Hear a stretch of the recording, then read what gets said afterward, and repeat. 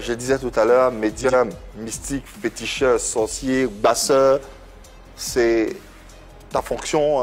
Comment on peut définir Je suis le seul qui accepte tout ce que vous dites. D'aucuns d'entre nous, ils vont se lever et ils vont se convertir très tôt au matin, mais ils continuent la même chose. Je suis la seule personne ici. Oui, je connais plein, on se connaît. Ça veut dire quoi? À l'époque de Mythe et Mystère, on était nombreux. Beaucoup disent sont des prophètes qu'on se voit, on se connaît. Mais je sais qu'ils continuent les mêmes pratiques. Quel genre de pratique? Ce que j'ai fait là, c'est qu'ils font. Quoi? Ils sont toujours des mystiques, des médiums comme moi, mais qui portent maintenant le manteau. Donc tu dis que c'est des faux prophètes en fait. Ils ne s'assument pas. Je ne veux pas dire qu'ils sont faux, mais c'est parce que ceux qui les suivent, eux-mêmes sont bêtes. C'est de grosses accusations. Oui. Non, vous parlez d'accusations, on se connaît ici en Côte d'Ivoire. Si on te demande des noms que tu ne pourras pas citer, là tu ne vas pas citer de noms. On sait que tu ne vas pas citer de noms. Non.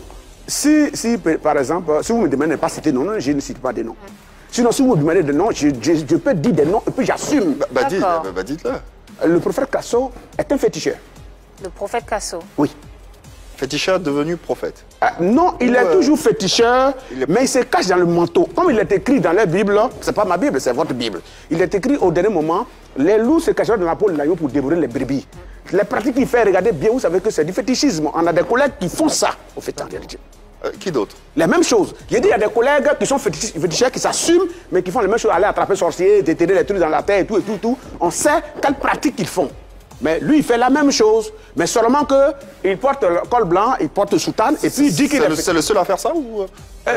Apparemment, ce truc-là, il est le seul. Nous, on a nos collègues qui s'appellent Massangué, que vous connaissez, vous attendez parler, qui fait la même chose. Mais elle assume son fétichisme. Mais lui, il fait aussi la même chose, mais il dit qu'il est prophète. Mais en réalité, nous, on sait où s'est formé à Bivo, dans l'école de sorcellerie que je connais très bien. Et celui qui l'encadre, c'est moi, mon collègue, un Burkinabé de Koudougou, qui s'appelle Sagazaga. Je dis bien les noms, hein. Je dis que je parle et j'assume. Voilà. Donc lui, il ne peut pas s'arrêter devant moi pour dire quoi que ce soit. Et à un moment donné, il a vu que j'étais à un certain niveau. Cet individu se permet de s'attaquer à moi sur les réseaux sociaux, partout, qui me cherche. Et je les garant. Je lui ai dit, va quitter Abidjan.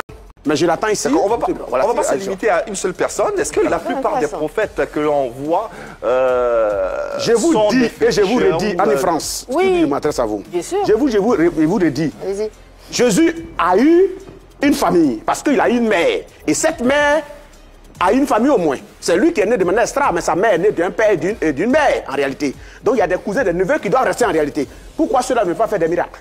Pourquoi les Américains ne font pas des miracles? Pourquoi les Français qui ont fait l'avion et que des fusées pour aller sur la Lune n'opèrent pas des miracles?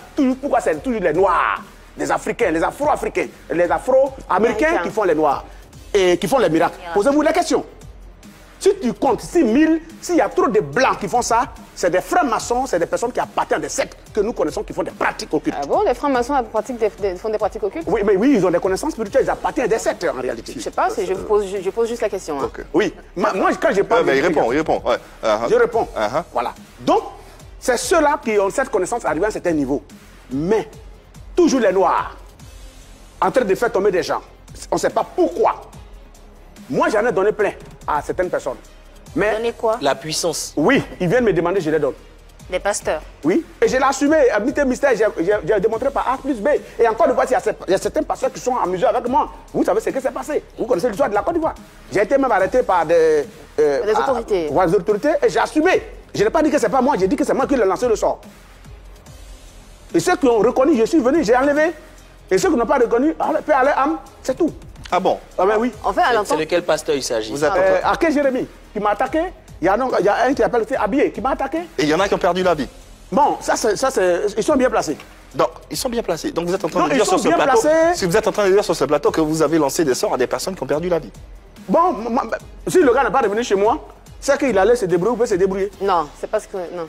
Est-ce que tu es en train d'assumer sur ce plateau que vous avez le pouvoir d'ôter la vie à des gens? On ne peut pas dire à quelqu'un qu'il ôte la vie à quelqu'un. C'est ce que vous venez de dire. J'ai dit, madame, on ne peut pas dire à quelqu'un qu'il ôte la vie à quelqu'un. Si tu sais que je suis un médium, je suis un fétiche, je suis un mystique, et que tu te déplaces, venir me provoquer chez moi, venir m'attaquer, c'est que tu t'es préparé en conséquence. On ne dit pas que nous, il y a beaucoup d'églises, mais on vous a entendu que je suis allé devant une église pour aller... C'est une sorte de légitime défense. Mais clair. Qui entraîne la mort quand même. Bon, après, bon. Mais quand le pasteur dit feu, là, il veut que ça va faire quoi? Le feu brûle la zézat. Mais le feu brûle. C'est censé brûler le démon. Ça brûle d'abord et ça tue après.